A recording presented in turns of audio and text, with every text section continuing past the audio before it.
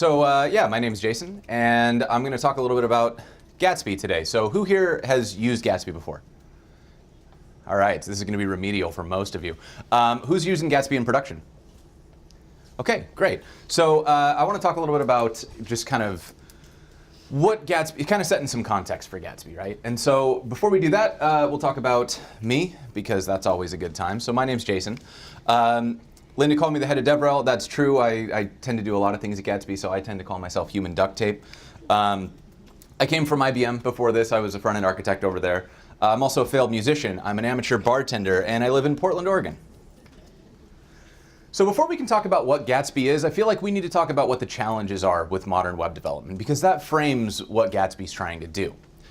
So the first one is that getting started in modern web development is extremely overwhelming. There are just too many pieces, there's so much going on, and if you're a beginner, if you're coming in fresh, getting started with modern web doesn't feel like just I'm going to open a browser and write some code and then refresh the page. It's so much more than that to get started. Also, the way that we manage data is evolving. It's starting to change, and it's no longer that you use one app to do everything. We're now starting to see that kind of splinter. We'll talk more about what that means in a minute. And finally, getting it right is hard. You can make an entire career out of DevOps. You can make an entire career out of performance optimization. So if you're expected to ship an experience to the web that is checking all of the boxes for performance, deployment, getting the scaling right, all of these different problems, you're going to have a really hard time because the rabbit hole goes so deep in so many different directions. So first, let's talk about how Gatsby solves that first problem. We see Gatsby as a shortcut to allow developers to quickly build excellent apps and sites. And to kind of talk about how that works, let's first talk about how it works without Gatsby. Most workflows are going to require a ton of boilerplate to get started. So if you think about, I want to write some code and get it to the browser, you kind of maybe imagine a mental model like this. You're like, great, I'm going to write some code and I'm going to put it in the browser. And then you start writing code and you realize, ah, crap, I want to use JavaScript. So now I need Webpack. But I want to use modern JavaScript, so now I need Babel. I want to use CSS, so now I need PostCSS. I want to run a server, so now I got to get into Node. And then I got to get into Kubernetes or some other kind of container. I need to stand up a way to handle my domain routing, so I need Nginx. And then I got to put it on a CDN, and that's Fastly. And before you take this as a contrived example, this is just the stack at IBM. So this is a very realistic approach. And if you're a front-end developer at IBM, they will expect you to write a Kubernetes config. They will expect you to configure Nginx on your local machine. So this isn't front-end development anymore. It's your full stack on day one. And that is extremely intimidating, and people are burning a lot of time and getting a lot of things wrong in this approach.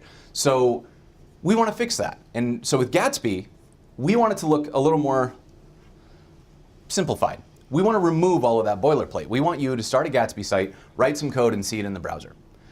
And it looks a little bit like this. You open up your terminal, start a Gatsby site, and then when you're done, you use something like Netlify and it just goes up to the internet. And the world is easy. You didn't have to think about Webpack. You didn't have to think about whether or not you're going to use PostCSS or CSS-Min or any of these other tools that do these things. And along the way, you get to use tools that you are probably familiar with or have already used. You use React and GraphQL.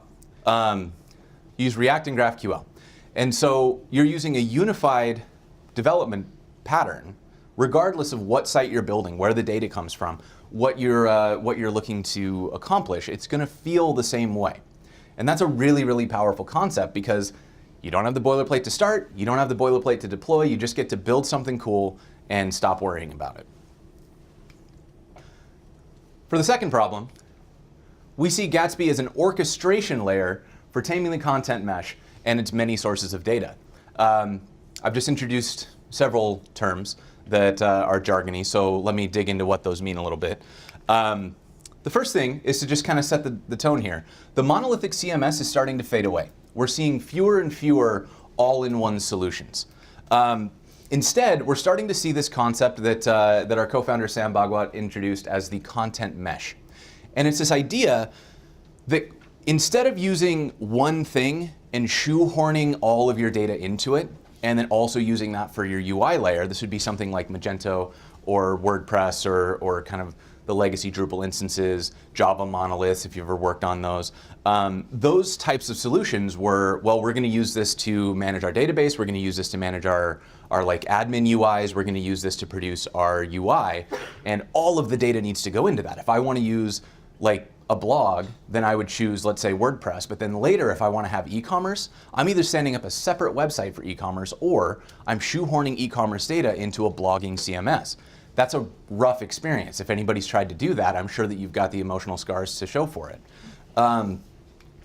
So in a modern website, you might look at it and see, you know, we've got some assets, we've got some content, we've got e-commerce, maybe we've got search. If you were doing this with a monolithic CMS, it'd be a pain because you're probably moving into userland and having to implement some of these things yourself. But with the content mesh, we just get to use the best-in-class solution to solve each of these problems. I get to use Cloudinary for assets because they're really good at that. I get to use Algolia for search because they're really good at that. Contentful and Stripe for content and e-commerce respectively because that's what they're built to do. We don't have to choose between these solutions. We just use the one that's best for the job at hand. And the way this works in Gatsby is that you can take any content source that you want. You use a Gatsby source plugin. If we don't have one, we've got APIs so you can build your own very quickly. And you just load it into Gatsby. And we're going to normalize that data into a GraphQL data layer so that no matter where your data comes from, you access it the same way. And if you wanted to load, let's say, a WordPress blog post that had a category, and because of that category you wanted to put related products in there from Shopify, sure, you can do that in a single query. We've got you covered there because it brings that data in and turns it into a mesh. So it's not like siloed data sourcing. This is fully integrated data sourcing where you can pull the pieces you need from each data source into a unified experience. You build that out using GraphQL and React. So it's a familiar workflow. If you work in an agency, this is great news because it means that you, as a developer, don't need to learn a new stack when you switch clients or projects.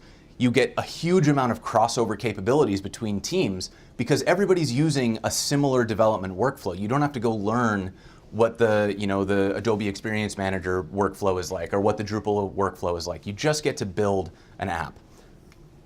Once you're done, Gatsby's going to export all of this and compile it down into static assets. That means that you can deploy it to a CDN of your choice. Amazon S3, any cloud object storage, Netlify, whatever you prefer, it's going to work.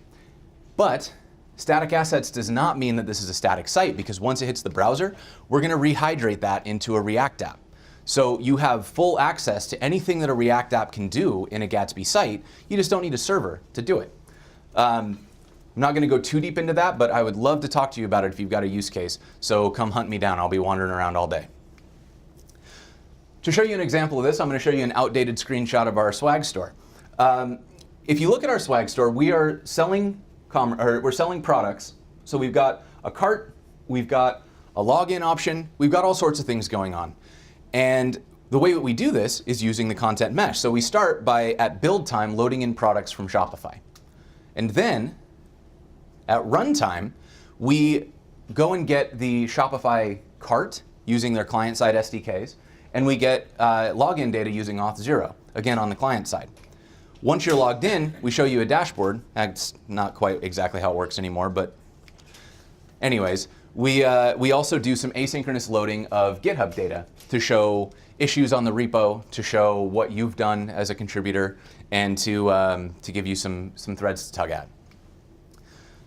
So the last thing that we want to talk about is that Gatsby is a progressive web app generator. That's what I mean when I say that when the site hits the browser, it rehydrates into a React app. It's a fully functional app. It's not a static site generator. It's a progressive web app generator. And our goal is to make the right thing the easy thing, because again, getting this stuff right is hard. So how do we make the right thing the easy thing?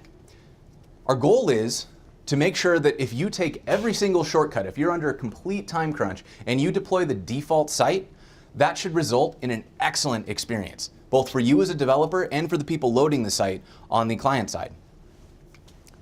So what we do is we set the right defaults under the hood. Our goal is that we're going to do things like performance best practices, including the purple pattern.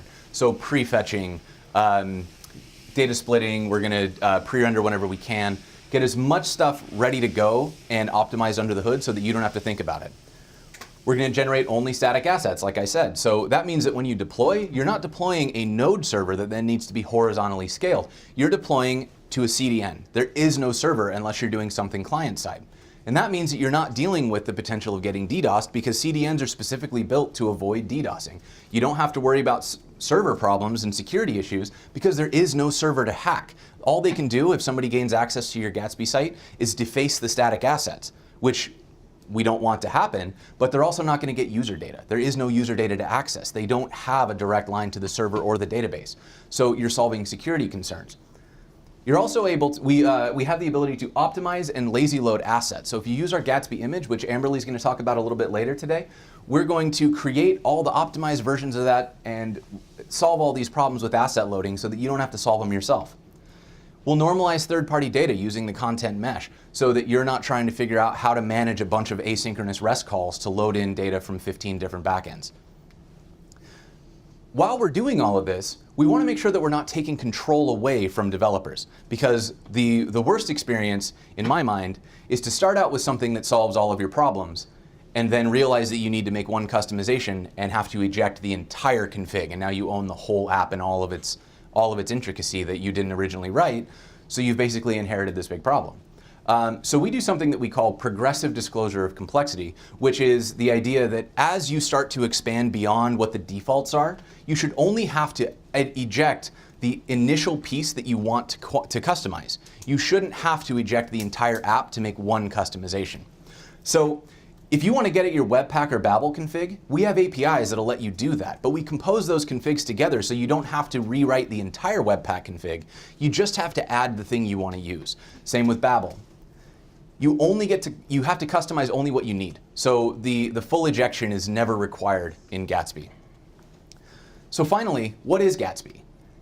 Gatsby's fast in all the ways that matter. It's fast to get started, it's fast to develop, it's fast to deploy, and it's fast to use. Gatsby lets you bring your data from anywhere. You can choose the best-in-class solution for hosting your data and bring it into your Gatsby site and build with it today. Gatsby does the right thing by default. We're setting really good defaults so that you don't have to learn that stuff. You shouldn't have to get a second career as a DevOps specialist to build a front end of a website. You're a front end developer. That's a deep enough rabbit hole on its own. And Gatsby makes developing for the web fun. I love building Gatsby sites. I get excited to work on my personal site. That was definitely not the case when I had a WordPress site. And that's not to take a shot at WordPress, it's just not as much fun when you have to manage a bunch of servers and databases and scaling issues. It's just, that's not a fun way to work on the web. I would much rather just write some code, save it, and let Netlify put it up for me. So thanks very much.